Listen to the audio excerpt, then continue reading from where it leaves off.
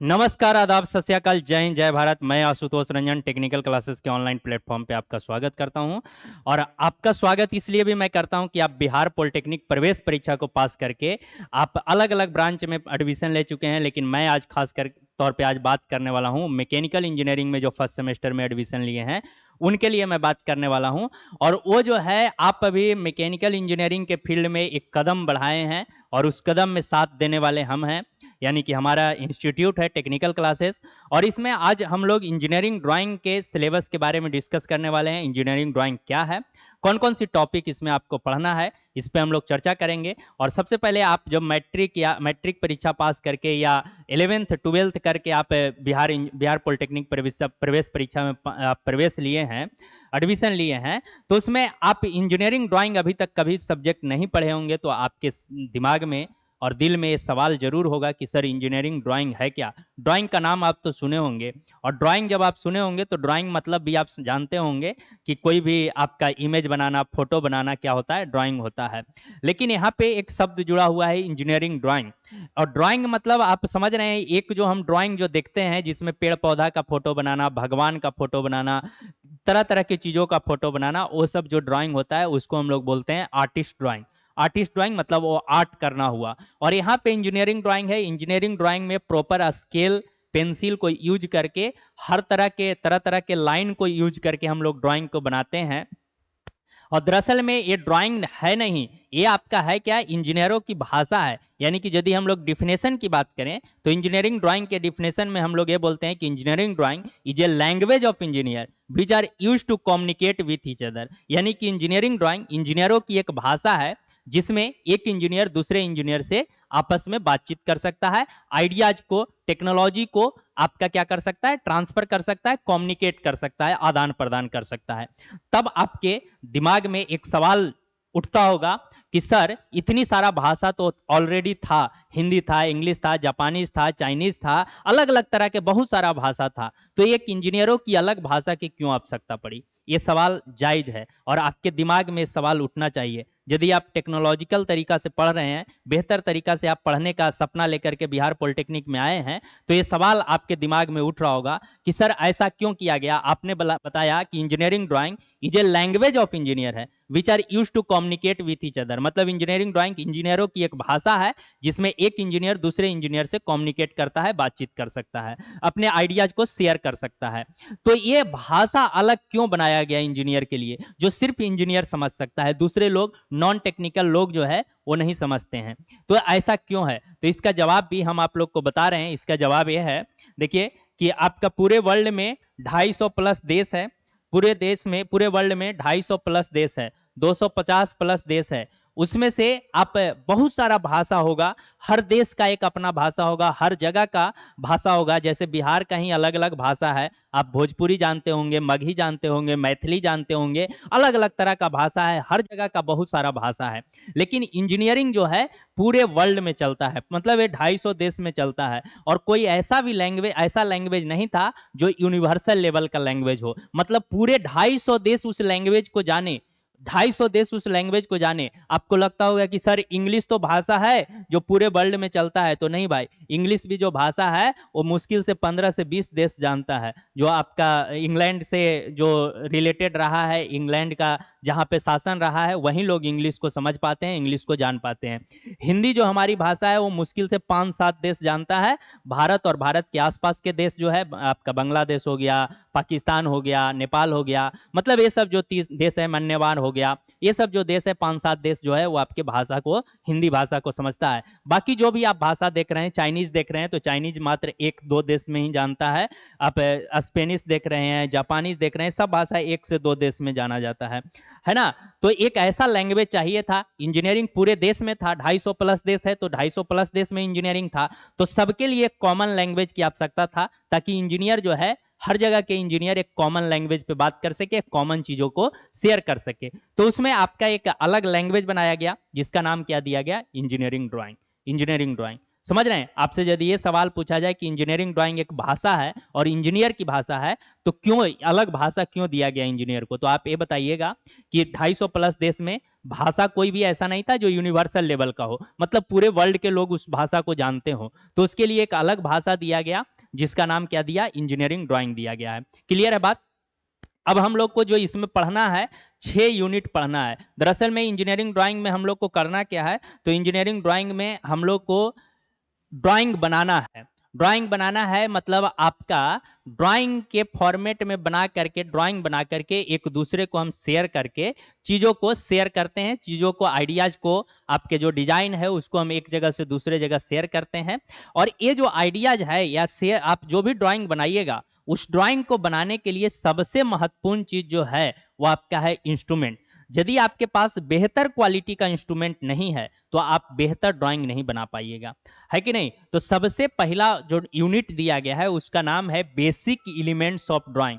Basic elements of drawing में आपको जानना क्या है? तो बेसिक इंस्ट्रूमेंट के बारे में जानना है। बहुत सारा इंस्ट्रूमेंट के बारे में आप जानते होंगे, बहुत सारा इंस्ट्रूमेंट आपका नया है। प्रत्येक इंस्ट्रूमेंट के बारे में आज सिर्फ सिलेबस हम लोग डिस्कस कर रहे हैं। हर इंस्ट्रूमेंट के बारे में हम लोग एक एक करके जानेंगे और समझेंगे इंस्ट्रूमेंट कैसे यूज करते हैं, इसका क्या इस्तेमाल है। जैसे आप स्केल देखे होंगे, स्केल जो ये वाला देखे होंगे, तो स्केल आप समझते होंगे स्केल से क्या होता है, स्केल से क्या किया जाता है। ये आप देखे होंगे सेट स्क्वायर है, ये आपका प्रोटेक्टर है, फुल प्रोटेक्टर है, ये आपका रोलर स्केल है, ये आपका पेंसिल है, ये आपका होल्डर है, सीट होल्डर इसको बोलते हैं, सीट होल्डर, सीट होल्डर है। ठीक है, तो ये क्या करता है? ये आपका जो है ड्राफ्टिंग मशीन है, यानी कि मिनी ड्राफ्टर इसको बोलते हैं, मिनी ड्राफ्टर। तो ये मिनी ड्राफ्टर क्या करता है, कैसे इसमें आपका काम होता है? तो मिनी ड्राफ्टर जो है वो आपका कॉम्बिनेशन है आपका 3 इंस्ट्रूमेंट जो अलग अलग था, जिसमें सेट स्क्वायर था, प्रोटेक्टर था, स्केल था, उस सब का कंबाइन करके तीनों चीज़ों को मिला करके एक ड्राफ्टर बना दिया गया है। यानी कि ये 3 का काम इस अकेले इंस्ट्रूमेंट से आप कर सकते हैं। तो इसके अलावा भी और भी आपका बहुत सारा है, जैसे टेम्पलेट है, फ्रेंच कर्व है।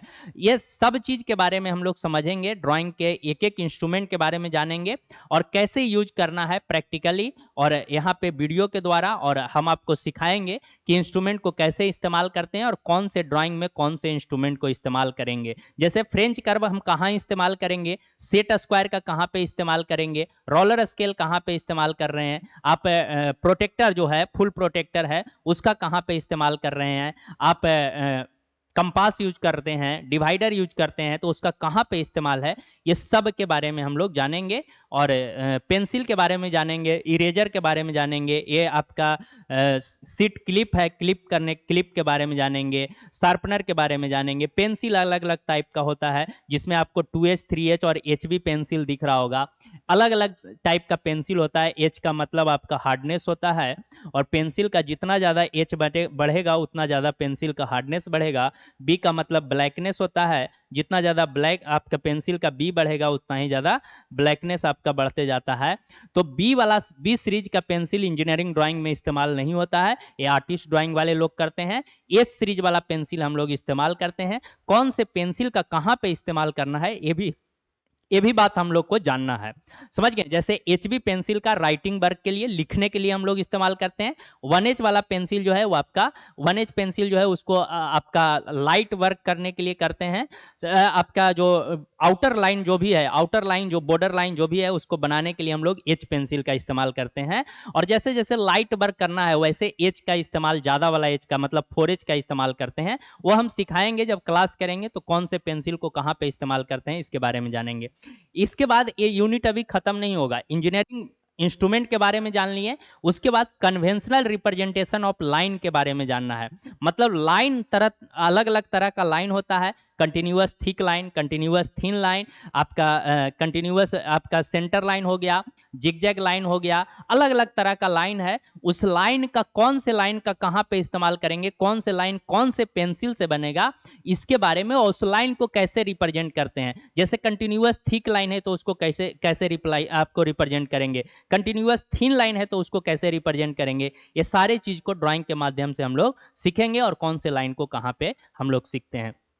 इसी यूनिट में आपको जो आगे का टॉपिक है उसमें स्केल के बारे में पढ़ना है। ये जो स्केल आप देख रहे हैं, इस स्केल का एक रिप्रेजेंटेटिव फैक्टर होता है आरएफ, जिसको शॉर्ट में बोलते हैं। तो आरएफ के बिहाफ पर कैसे स्केल को डिवाइड किया गया है, मतलब रिड्यूसिंग स्केल कौन सा है, इनलार्जिंग स्केल कौन सा है, फुल स्केल कौन सा है, यह स्केल के बारे में हम लोग इसी यूनिट में पढ़ेंगे। उसके बाद आगे का जो टॉपिक है उसमें हम लोग पढ़ेंगे ज्योमेट्रिकल कंस्ट्रक्शन। ज्योमेट्रिकल कंस्ट्रक्शन में आपको ज्योमेट्री बनाने के लिए जैसे लाइन का, एंगल का और आर्क का बनाना है, तो उसको हम लोग सीखेंगे। ठीक है, उसके बाद हम लोग का आता है कंस्ट्रक्शन, पॉलीगॉन कंस्ट्रक्ट करने के लिए। पॉलीगॉन मतलब बहुभुज कंस्ट्रक्ट करने के लिए, मतलब pentagon, hexagon, square, rectangle, triangle, ये सब चीज़ों को बनाना है। कैसे बनाना है, तो दो मेथड से बनाना है, एक जनरल मेथड से और एक स्पेशल मेथड से। तो ये टॉपिक को हम लोग कवर करेंगे और एक एक चीज़ को सीखेंगे कि पेंटागोन कैसे बनेगा, पेंटागोन का इंटरनल एंगल कितना होता है, 108 डिग्री का होता है, कैसे होता है इसको भी हम लोग समझेंगे। और उसके बाद हेक्सागोन का है तो उसका 120 डिग्री इंटरनल एंगल होता है, कैसे हेक्सागोन बनेगा, स्पेशल मेथड से और जनरल मेथड से। ये दोनों मेथड से हम लोग के सिलेबस में लिखा हुआ है कि कैसे कौन से मेथड से आपको बनाना है। तो जनरल मेथड से और स्पेशल मेथड से दो मेथड दिया गया है। उसके बाद हम लोग को बनाना है, आपका कोनिक सेक्शन में जाना है। कोनिक सेक्शन में आपको बनाना है इलिप्स, पैराबोला, इनवॉल्यूट और आपका स्पाइरल, ये सब चीज़ों को बनाना है। तो ये सब चीज़ को हम लोग सीखेंगे, कैसे हम लोग आपका इनवॉल्यूट बनाते हैं, कैसे इलिप्स बनेगा, कैसे पैराबोला बनेगा। ये सब टॉपिक पढ़ने के बाद आपका यूनिट नंबर 1 जो है वो आपका द एंड हो जाता है, समाप्त हो जाता है। उसके बाद हम लोग आते हैं यूनिट नंबर 2 में, और यूनिट नंबर 2 जो है उसका नाम है ऑर्थोग्राफिक प्रोजेक्शन। उसका नाम क्या है, ऑर्थोग्राफिक प्रोजेक्शन। जो आगे आप देखिए, orthographic projection, element of orthographic projection, इसका पूरा नाम है एलिमेंट्स ऑफ ऑर्थोग्राफिक प्रोजेक्शन। इसमें आपको सबसे पहले प्रोजेक्शन के बारे में मैं बताऊंगा कि प्रोजेक्शन क्या होता है, प्रोजेक्शन कितने तरह का होता है, जिसमें आपको जानना है कि ऑर्थोग्राफिक प्रोजेक्शन क्या होता है, पर्सपेक्टिव प्रोजेक्शन क्या होता है, ऑब्लिक प्रोजेक्शन क्या होता है, और आपका आइसोमेट्रिक प्रोजेक्शन क्या होता है। 4 तरह का प्रोजेक्शन का टाइप्स है। तो ये चारों तरह के प्रोजेक्शन को हम लोग समझेंगे। इंट्रोडक्शन वाला पार्ट्स है कि कैसे क्या होता है उसमें। उसके बाद फिर हम लोग को पढ़ना है ऑर्थोग्राफिक प्रोजेक्शन को डिटेल्स में। तो ऑर्थोग्राफिक प्रोजेक्शन कहने का मतलब है कि आपको सिंपल डिफिनेशन आप ये समझ लीजिए कि 3D ऑब्जेक्ट को, 3D मतलब 3 डायमेंशनल ऑब्जेक्ट को, जिसमें लंबाई, चौड़ाई और ऊंचाई तीनों चीज है, उसको 2D में कन्वर्ट करना क्या कहलाता है, आपका 2D में रिप्रेजेंट करना। 3D ऑब्जेक्ट को 2D में, मतलब लंबाई, चौड़ाई, ऊंचाई तीनों चीज जिसके पास है, जैसे ये वाला के पास है, लंबाई है, ये लंबाई है, ये चौड़ाई है और ये ऊंचाई है। तो लंबाई, चौड़ाई, ऊंचाई, ये लेंथ, ये आपका चौड़ाई है और ये आपका हाइट है। तो लंबाई, चौड़ाई, ऊंचाई है और इसको 2D में कन्वर्ट कर रहे हैं। 2D में मतलब यहाँ फ्रंट व्यू दिए हैं तो इसका सिर्फ ये वाला लंबाई लिया गया है और ये वाला हाइट लिया गया है ना। उसी तरह से सब में 2-2 डायमेंशन का लिया गया है। ये जो लिया गया है टॉप व्यू में यदि आप देखिएगा तो यहाँ से यहाँ लंबाई ले लिया गया है, ये ले लिया गया है, और ये जो लिया गया है ये आपका विड्थ के बराबर ले लिया है, विड्थ के बराबर ले लिया है, चौड़ाई के बराबर ले लिया गया है। यदि साइड व्यू में आप देख रहे हैं तो साइड व्यू में ये वाला हाइट के बराबर है, ये वाला हाइट के बराबर है, और ये जो है वो आपका किसके बराबर है, तो ये आपका एच के बराबर है। एच के बराबर मतलब आपका हाइट के बराबर, ये आपका विड्थ के बराबर है, विड्थ के बराबर है। समझ गए। तो ये आपका जो अलग अलग जो चीज़ें हैं उसको हम लोग देखेंगे, समझेंगे कि कैसे रिप्रेजेंट करते हैं, मतलब 3D ऑब्जेक्ट को 2D में कैसे रिप्रेजेंट करते हैं। और उसके बाद प्लेन के बारे में हम लोग को जानना है कि प्लेन मतलब आपका जो वर्टिकल प्लेन कौन सा होता है, हॉरिजॉन्टल प्लेन कौन सा होता है। वर्टिकल प्लेन ये आपका वर्टिकल प्लेन हो गया जो ग्राउंड के परपेंडिकुलर है, और ये आपका हॉरिजॉन्टल प्लेन हो गया, ये आपका हॉरिजॉन्टल प्लेन हो गया। तो वर्टिकल और हॉरिजॉन्टल प्लेन को मिलाने वाला ये जो लाइन है इसको XY लाइन बोलते हैं, रेफरेंस लाइन बोलते हैं, प्रिंसिपल लाइन भी इसी को बोला जाता है। तो ये लाइन पे ऑब्जेक्ट को हम लोग रख करके ये फर्स्ट कोऑर्डिनेट मतलब फर्स्ट एंगल प्रोजेक्शन, ये सेकंड एंगल प्रोजेक्शन, ये थर्ड एंगल प्रोजेक्शन, और ये आपका फोर्थ एंगल प्रोजेक्शन है, जिसमें हम लोग को फर्स्ट और थर्ड एंगल प्रोजेक्शन को पढ़ना रहता है। फर्स्ट एंगल प्रोजेक्शन और थर्ड एंगल प्रोजेक्शन को पढ़ना रहता है। ठीक है, बाकी सेकेंड और फोर्थ एंगल प्रोजेक्शन में आपका प्रोजेक्शन संभव ही नहीं है क्योंकि ऑब्जेक्ट इसमें ओवरलैप कर जाता है। तो ये बात मैं आपको सिखाऊंगा कि कैसे ओवरलैप करता है सेकेंड और फोर्थ में प्रोजेक्शन। ऑर्थोग्राफिक प्रोजेक्शन क्यों नहीं संभव है, ये सवाल पे हम लोग डिस्कस करेंगे जब आगे चैप्टर पढ़ेंगे तब। और उसके बाद इसमें जो हम लोग को पढ़ना है ना, इसमें हम लोग को जो पढ़ना है उसमें आपको टॉपिक जो पढ़ना है सबसे पहला प्रोजेक्शन ऑफ पॉइंट के बारे में पढ़ना है। प्रोजेक्शन ऑफ पॉइंट के बारे में, पूरा प्रोजेक्शन ऑफ पॉइंट, पॉइंट के बारे में जानना है। मतलब पॉइंट जो होता है एक आपका क्या है, जिसमें न लंबाई न चौड़ाई न ऊंचाई, ये बचपन से आप डिफिनेशन रटते आए होंगे, उसको हम लोग क्या बोलते हैं, पॉइंट बोलते हैं। यहाँ पे थोड़ा सा डिफिनेशन स्टैंडर्ड टाइप का हम लोग करेंगे। पॉइंट क्या है, तो point is a line with zero dimension. Point एक लाइन है जिसका डायमेंशन क्या है, जीरो है। Point is a circle with zero radius. Point एक सर्कल है जिसका रेडियस क्या है, जीरो है। ऐसे करके हम लोग पढ़ेंगे, समझेंगे। पॉइंट का पॉइंट क्या है, तो पॉइंट एक is a circle with zero radius. मतलब जीरो रेडियस है तो पॉइंट मतलब सिर्फ ऐसे पॉइंट हो गया, ये वाला सिर्फ पॉइंट हो गया। तो ये आपका पॉइंट के बारे में हम लोग जानेंगे। पॉइंट का प्रोजेक्शन को हम लोग सीखेंगे कि फर्स्ट एंगल प्रोजेक्शन में पॉइंट को हम प्रोजेक्ट कर रहे हैं, मतलब पॉइंट को फ्रंट व्यू से देख रहे हैं तो कैसा दिखेगा, टॉप से देखेंगे तो कैसा दिखेगा, साइड से देखेंगे तो कैसा दिखेगा।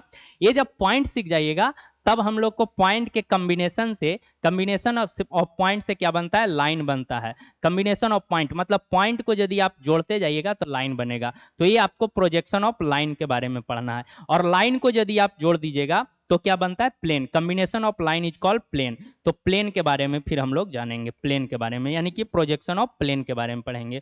और प्लेन को यदि आप जोड़ दीजिएगा तब जाकर के सॉलिड बनेगा, सॉलिड। तो ये सॉलिड के बारे में पढ़ेंगे, रेगुलर सॉलिड के बारे में पढ़ेंगे। सॉलिड में मुख्य रूप से आपका दो तरह का डिवाइड किया गया है, एक प्रिज्म और एक आपका पिरामिड। एक आपका पिरामिड। तो प्रिज्म और पिरामिड के बारे में जानेंगे कि आपका प्रिज्म कैसे होता है, पिरामिड कैसे होता है, कैसे हम लोग ऑर्थोग्राफिक प्रोजेक्शन इसका करेंगे। और ये सारी बातों को पढ़ने के बाद आपका जो यूनिट नंबर 2 है, यानी कि आपका basic element of orthographic projection, वो आपका खत्म हो जाएगा। और उसके बाद हम लोग यूनिट 3 में प्रवेश करेंगे। और यूनिट 3 जो है वो भी आपका ऑर्थोग्राफिक प्रोजेक्शन का ही पार्ट है, लेकिन आपका एक यूनिट बहुत लंबा हो जाता है, तो इसके लिए आधा पार्ट को थर्ड यूनिट में डाला गया है। उसका नाम है आपका orthographic projection of section and unsection solid. मतलब सेक्शन और सेक्शन सॉलिड का इसमें हम लोग को जानना है यूनिट 3 में, orthographic projection of unsection and section solid. Unsection and section solid, orthographic projection of unsection and section solid. मतलब इसमें आपका ये है, जब हम लोग ऑर्थोग्राफिक प्रोजेक्शन को वहाँ पे पढ़ेंगे तो हम ये देखेंगे कि जो आपका आप जैसे फ्रंट व्यू से देख रहे हैं और कोई चीज़ आपका छुपा हुआ चीज़ है जो आपको फ्रंट से नहीं दिख रहा है, तो उसको हम लोग डॉटेड लाइन से यानी कि हिडन लाइन से दिखाते हैं। और यदि आप हिडन लाइन से दिखा रहे हैं और बहुत ज़्यादा कॉम्प्लिकेटेड ड्राइंग आपका है, तो आप यदि हिडन लाइन से दिखाइएगा तो वो चीज़ क्या हो जाता है, बहुत सारा डॉटेड लाइन आता है। तो बहुत सारा डॉटेड लाइन आता है तो आपका ड्राइंग जो है वो अच्छा नहीं दिखता है। बेहतर आपका उसमें से ये नहीं निकल करके आता है, जो आप प्रॉपर्टी देखना चाहते हैं, जो आप गुण देखना चाहते हैं, वो गुण आप फाइंड आउट नहीं कर पाते हैं कि यहाँ पे क्या है। तो उस चीज़ के बहुत सारा हिडन लाइन से बचने के लिए हम लोग क्या करते हैं, ऑब्जेक्ट को काट देते हैं। और ऑब्जेक्ट को जब काट देते हैं, सेक्शनिंग करते हैं, तो सेक्शन करने के बाद वो कैसा दिख रहा है, अंदर वाला पार्ट जो दिखने लगता है उसको हम लोग क्या बोलते हैं, सेक्शन और अनसेक्शन, मतलब बिना काटे हुए दिखा रहे हैं। जैसे इसमें ये ऑब्जेक्ट था, ये आपका ऑब्जेक्ट था, और इस ऑब्जेक्ट में क्या किया गया, देखिए यहां से हम देख रहे थे तो अभी हमको नजर नहीं आ रहा था, इसको काटे, ये प्लेन लिए, ये प्लेन सेक्शन प्लेन है, और इस सेक्शन प्लेन से काटने के बाद आधा हटा दिए तो ये आपको अंदर दिखने लगा। अब अंदर दिखने लगा कि कैसा है, तो ये हम लोग को सीखना है कैसे हम लोग प्रोजेक्ट करेंगे, इसके बारे में हम बताएंगे। या ये आपका जो डायमेंशन, ये जो दिया गया है ड्राइंग, ये ड्राइंग में देखिए एक आपका हेक्सागोनल लिया गया है, सॉलिड हेक्सागोनल पिरामिड है। पिरामिड को यहाँ पे सिंपल वे में ऐसे रिप्रेजेंट किया गया है। उसके बाद इसको काट दिया गया, इसको काटा गया है कैसे, तो ऐसे काट दिया गया है, ये जो जैसे ये लिखा हुआ है ना, और ये ऐसे कटा हुआ है। यहाँ से कटने के बाद ये आपका देखिए ये वाला प्लेन से ऐसे काटा गया है, ये वाला काटा गया है, यहाँ से काटा गया, तो इसको यहाँ पे कैसे रिप्रेजेंट कर रहे हैं, ये जो हैचिंग करके दिखा रहे हैं, कौन से पार्ट को आप काटने के बाद कैसे हैचिंग करना है, इसको सीखेंगे। और एक कटा हुआ पार्ट ट्रू शेप कैसा है उसको हम लोग दिखाते हैं। तो यही ड्राइंग हम लोग को इस टॉपिक में पढ़ना है, सेक्शन और अनसेक्शन व्यू बना करके, सेक्शन और अनसेक्शन व्यू बना करके। तो ये इसको पढ़ने के बाद आपका तीसरा यूनिट भी आपका क्या होगा, द एंड हो जाएगा, खत्म हो जाएगा। उसके बाद हम लोग चौथा यूनिट में जाएंगे, और चौथा यूनिट जो है वो आपका नाम है उसका आइसोमेट्रिक प्रोजेक्शन, जो हमने आपको बताया था टाइप्स ऑफ प्रोजेक्शन में, कि प्रोजेक्शन को आपको 4 तरह से आप क्लासीफाई कर सकते हैं, जिसमें आपका ऑर्थोग्राफिक प्रोजेक्शन है, और पर्सपेक्टिव प्रोजेक्शन है, ऑब्लिक प्रोजेक्शन है, और आइसोमेट्रिक प्रोजेक्शन है। तो चौथा यूनिट जो आपका है उसका नाम क्या है, आइसोमेट्रिक प्रोजेक्शन। तो देखिए आइसोमेट्रिक प्रोजेक्शन में क्या होता है कि आपको ऑब्जेक्ट जो है ना उसको ऑर्थोग्राफिक का जस्ट उल्टा है भाई। ऑर्थोग्राफिक में हमने क्या किया था, 3D को 2D में कन्वर्ट किया था। ऑर्थोग्राफिक में याद होगा, हमने अभी आपको बताया था कि ऑर्थोग्राफिक प्रोजेक्शन में हम क्या करते हैं, 3D ऑब्जेक्ट को 2D में रिप्रेजेंट करने की प्रक्रिया, रिप्रेजेंट करने की प्रोसेस जो है उसको हम लोग क्या बोल रहे हैं, ऑर्थोग्राफिक प्रोजेक्शन बोल रहे हैं। यहाँ पे आपका आइसोमेट्रिक प्रोजेक्शन क्या है, तो आइसोमेट्रिक प्रोजेक्शन है उल्टा, यानी कि 2D से 3D में कन्वर्ट करना, 2D से 3D में कन्वर्ट करना, या डायरेक्टली आपको ऐसा इमेज बनाना, इसमें आपका क्या हो गया, 2D से 3D में बनाना, 2D से 3D में कन्वर्ट करना, ये आपको ये ड्राइंग बनाना क्या कहलाता है, आइसोमेट्रिक प्रोजेक्शन। ऐसा ड्राइंग बनाना, 3D में ड्राइंग बनाना, ये 3D में ड्राइंग बनाना क्या कहला रहा है, 3 डायमेंशनल, मतलब लंबाई चौड़ाई ऊंचाई तीनों चीज दिखे, उसको हम लोग बोल रहे हैं आइसोमेट्रिक प्रोजेक्शन। आइसोमेट्रिक प्रोजेक्शन में हम लोग सीखेंगे आइसोमेट्रिक स्केल सीखेंगे, आइसोमेट्रिक स्केल के बारे में जानेंगे, नेचुरल स्केल के बारे में जानेंगे, नेचुरल स्केल के बारे में जानेंगे, और जानेंगे हम लोग क्या कि आपका आइसोमेट्रिक व्यू क्या होता है, आइसोमेट्रिक व्यू क्या होता है, और आइसोमेट्रिक प्रोजेक्शन क्या होता है, आइसोमेट्रिक प्रोजेक्शन क्या होता है। ये सारी चीज़ों के बारे में हम लोग समझेंगे, पर एक एक करके ड्राइंग बनाएंगे, क्या है नहीं है, कौन कौन सा चीज़ हम लोग यूज करेंगे, और कैसे ड्राइंग बनाते हैं, जैसे इसको हम कैसे बनाएंगे, ये हम लोग कैसे बनाएंगे, ये ड्राइंग कैसे बनेगा, इस पे ही चर्चा करेंगे, और इस पे ही हम लोग इंस्ट्रूमेंट को यूज करके सीखेंगे ड्राइंग कैसे बनाना है। ये आपको इस यूनिट में पता चलेगा, और सिंपल सा है। पहले 2 डायमेंशनल हम जो पढ़ाएंगे उसमें आपको 2 डायमेंशनल बनाने के लिए भी आइसोमेट्रिक सिखाएंगे, और उसके बाद 3 डायमेंशनल बनाने के लिए भी सिखाएंगे, 3 डायमेंशनल कैसे बनाते हैं। तो ये चीज़ हम आपको जब सेमेस्टर में, आप पूरे सेमेस्टर में हम लोग जब चलेंगे, चौथा यूनिट में जब प्रवेश करेंगे, तो इस चीज़ को हम लोग सीखेंगे, और उसके बाद फिर ये इसके बाद खत्म होगा, और 5वां यूनिट में हम लोग आएंगे। 5वां यूनिट जो है वो आपका है development of surface. Development of surface का मतलब है, जैसे आप अपने घर के आसपास में जो चादर से, सीट से बक्सा बनाता होगा, उस दुकान पे आप कभी गए होंगे, तो चादर जो होता है वो आपका रेक्टेंगुलर फॉर्म में होता है, उस रेक्टेंगुलर फॉर्म में से वो काट करके, छाट करके उसको फोल्ड जब करता है तो बक्सा के टाइप का तैयार होता है ना। तो आपको जो बक्सा बना हुआ है उसको आपको क्या करना है, खोलना है, कि बक्सा को जब आप खोलिएगा चारों कॉर्नर से और खोल करके उसको फैलाइएगा तो कैसे होगा, कैसे कटा हुआ दिखेगा। जैसे यहाँ पे कुछ हमने बताया है, यहाँ पे कुछ ड्राइंग लगाने का कोशिश किया है। जैसे ये देखिए, ये रेक्टेंगुलर शेप का था, इस रेक्टेंगुलर शेप को आप खोलिएगा तो देखिए एक पार्ट ए वाला रेक्टेंगल खुलेगा, एक दूसरा रेक्टेंगल ए खुलेगा, एक नीचे अभी रेक्टेंगल है, और एक आपका इस तरफ वाला हो गया, और इधर से इधर पैक होने वाला, और इधर से इधर पैक होने वाला। तो इसको जब आप घुमाइएगा पूरा तो ये आपका हो जाएगा। जैसे सिलेंडर है तो सिलेंडर को 2πr के बराबर, इसके सरकमफ्रेंस के बराबर इसको फैला दीजिएगा तो ये आपका रेक्टेंगुलर शेप का सिंपल बन जाएगा। यदि ये आपका पिरामिड है तो पिरामिड को खोलिएगा तो आपको इधर तो कोन दिखेगा, इधर तो आपको कोन ट्रायंगल ही दिखेगा, इधर ट्रायंगल ही दिखेगा, और इधर जो है स्क्वायर शेप का दिखेगा, यदि स्क्वायर है तो स्क्वायर दिखेगा।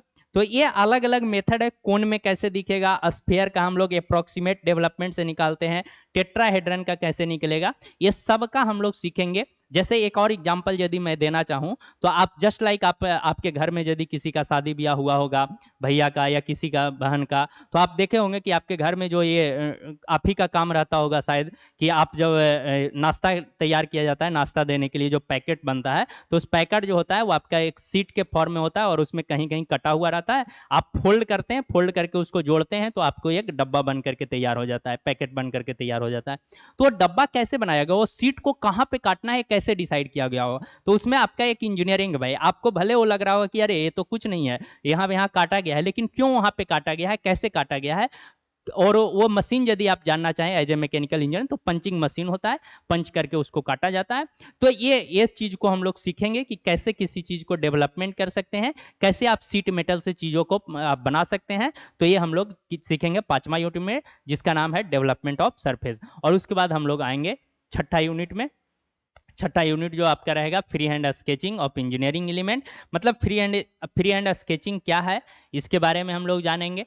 पहले introduction, free hand sketching. Free hand sketching मतलब बिना आपको किसी तरह का कोई इंस्ट्रूमेंट यूज नहीं करना है। जब आप ड्राइंग 5वां यूनिट तक आप सीख जाते हैं प्रॉपर, तो आपको बिना इंस्ट्रूमेंट के सिर्फ पेंसिल यूज करके आपको ड्राइंग बनाने का आदत आना चाहिए। मतलब आपको प्रॉपर सीखना चाहिए कि जैसे 10 mm का लाइन हमको खींचना है, तो आप पेंसिल से खींच रहे हैं बिना आपका स्केल यूज किए हुए, तो 10 mm के आसपास का लाइन आपसे खींचाए। ये आपके प्रैक्टिस के अनुसार होगा, और ये हम सिखाएंगे कि कैसे हम लोग प्रैक्टिस करेंगे, कैसे इस चीज़ पे हम लोग पहुंचेंगे। तो फ्री हैंड स्केचिंग क्या होगा उसके बारे में हम लोग जानेंगे। और इंजीनियरिंग एलिमेंट में हम लोग को जनरली जो है नट बोल्ट एंड बासर के बारे में जानना है। बासर के बारे में हम लोग को ड्राइंग पढ़ना है। उसके बाद कुछ जो है वो आपका कुछ जो है आइसोमेट्रिक का भी ड्राइंग बनाना है, आइसोमेट्रिक का भी कुछ ड्राइंग बनाना है, और कुछ आपको ऑर्थोग्राफिक का भी ड्राइंग बनाना है। तो ये सब को फ्री हैंड स्केचिंग में आपको बनाना है। और ये जब बनाइएगा, देखिए इसमें ये जो चीज़ है, ये जो है इसको हम लोग बोलते हैं क्या, आप गलत जवाब समझ रहे होंगे, इसको बोलते हैं हम लोग बोल्ट, और इसको बोला जाता है नट। ये जो है आपका नट है, और ये जो है छोटा सा लगा हुआ है, ये आपका वाशर है, ये आपका वाशर है। तो नट बोल्ट और वाशर दोनों में एक ही चीज़ है। तो नट बोल्ट और वाशर, ये आपका बोल्ट का हेड होता है, head of bolt, head head head of bolt, head of bolt. तो ये हेड है, और इसको हम लोग हेक्सागोनल हेडेड बोल्ट बोलते हैं। मतलब हेक्सागोनल टाइप के हेड का बोल्ट है hexagonal headed bolt. Square bolt भी होता है, स्टड होता है। तो ये सारी चीज़ों पे हम लोग जब पढ़ेंगे तो चर्चा करेंगे कि क्या कौन से चीज़ को कहाँ पे इस्तेमाल करते हैं, क्या होता है इसमें। बहुत सारा बात है अभी, जैसे ये थ्रेड पार्ट किया हुआ है, तो थ्रेड में अलग अलग टाइप्स का थ्रेड होता है। भी थ्रेड होता है, स्क्वायर थ्रेड होता है, एकमी थ्रेड होता है, नकल थ्रेड होता है, बटरस थ्रेड होता है, अलग अलग टाइप का थ्रेड होता है। तो थ्रेड के टाइप्स को हम लोग समझेंगे। और थ्रेड में, ये थ्रेड सिंपल सा आपको लग रहा होगा गुना काटा हुआ है, लेकिन इसमें बहुत सारा चीज़ है। क्रिस्ट क्या है, रूट क्या है, मेजर डायामीटर क्या है, माइनर डायामीटर क्या है, आपका पिच डायामीटर क्या है, पिच किसको कहते हैं, लीड किसको कहते हैं, ये सारी चीज़ों को हम लोग, डेप्थ ऑफ थ्रेड क्या है, एंगल ऑफ थ्रेड क्या है, ये सारी चीज़ों को हम लोग समझेंगे जब पढ़ेंगे तब। समझ गए, ये इसको हम लोग टर्मिनोलॉजी के नाम से जानते हैं। और ये सारी चीज़ों को जब हम समझते हैं तो हमारे पास एक बेसिक नॉलेज होता है नट और बोल्ट के बारे में। और उसके बाद फिर हम लोग ड्राइंग बनाने के लिए भी इसका सीखते हैं, कैसे ड्राइंग बनाया जाएगा। ठीक है, तो इसके बाद आपका इंजीनियरिंग ड्राइंग का सिलेबस जो है कंप्लीट हो जाएगा। और आपका क्लास जब हम लोग शुरू करेंगे तो उसमें फिर से हम लोग एक बार इंस्ट्रूमेंट के बारे में शुरू करेंगे कि कैसे इंस्ट्रूमेंट, क्या क्या इंस्ट्रूमेंट होगा, कौन कौन सा इंस्ट्रूमेंट आपको खरीदना है, इसके बारे में भी हम बताएंगे। यहाँ तक आप वीडियो को देख लिए हैं, और आपको यदि ये अच्छा लगा है, और हर टॉपिक को हम लोग डिस्कस करके, जैसे अभी हमने आपको सिंपल सा एक क्यूरियोसिटी जनरेट करने के लिए पढ़ाया है कि आपके अंदर एक उत्सुकता आ जाए कि इस टॉपिक में क्या पढ़ना है, उसके बारे में आप जानने का कोशिश की और हमने आपको बताया। यदि आपको ये वीडियो अच्छा लगा है तो डिस्क्रिप्शन बॉक्स में लिंक दिया हुआ है, उस लिंक पर जा करके आप डायरेक्टली टेक्निकल क्लासेस का ऐप डाउनलोड कर सकते हैं। वहां पे पूरा मैकेनिकल इंजीनियरिंग का कोर्स आपको मिल जाएगा, और उस कोर्स से आप पूरा कोर्स जो आपका सिलेबस है उसको पढ़ सकते हैं। आप पूरी डिटेल्स में हर सब्जेक्ट को डिटेल्स वाइज पढ़ सकते हैं। यदि आपको किसी तरह का दिक्कत होगा तो स्क्रीन पे आपको टेक्निकल क्लासेस का नंबर चलता हुआ मिल रहा है, उस नंबर पे कॉल करके, आप बेझिझक कॉल करके, आप कोई भी किसी भी तरह का दिक्कत आ रहा है तो आप जो है सलाह ले सकते हैं, और वहाँ से सुझाव आपको मिलेगा। तो ठीक है, फिर मिलते हैं हम लोग अगले क्लास में। तब तक के लिए विदा लेते हैं। जय हिंद, जय भारत।